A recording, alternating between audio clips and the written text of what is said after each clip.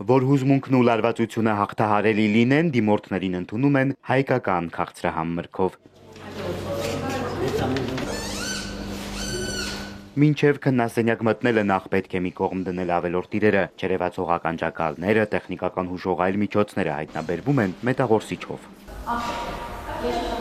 Հունիսի 24-ին դիմորդները միասնական քննություն են հանձնում կենսաբանություն եւ աշխարհագրություն առարկաներից։ Քննական այս կենտրոնում կենսաբանության գիտելիքի ստուգատես է, 2 քննասենյակ, գրանցված 82 դիմորդ, ներկա է 70-ը։ Կենսաբանությունը հանձնել եմ փետրվարին,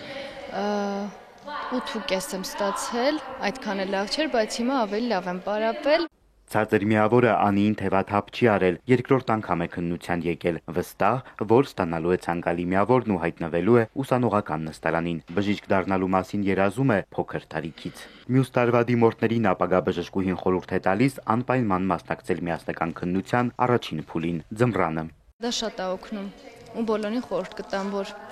հունվարին հանձնեն եւ քիմիան եւ կենսաբանությունը հանձնեն,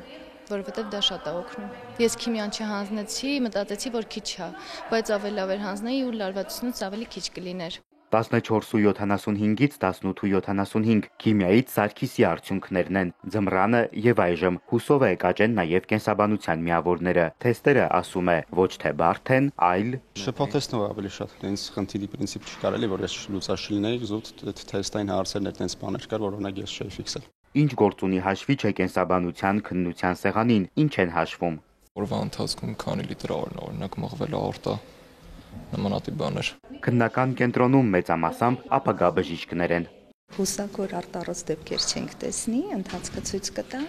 Երեխաները եկել են պատրաստ, մեր դիմորդները հանձնել են իրենց ավելորդ իրերը, հեռախոսները, իրենց մոտ են միայն հաշվիչներն, իրենց գրիչները։ Կենսաբանությունից ուժերը փորձում է ավելի քան 1240 դիմորդ, 520-ը Երևանում, մոտ 720-ը մարզերում։ Աշխարհագրությունը հետաքրքրել է հազիվ 100 հոգու, 97-ից 14-ը քննություն են հանձնում մայրաքաղաքում, 83-ը մարզերում։ Հաջողություն ձեզ։ Սևակ Վարդումյան, Հարություն Հովսեփյան, Էպիկենտրոն։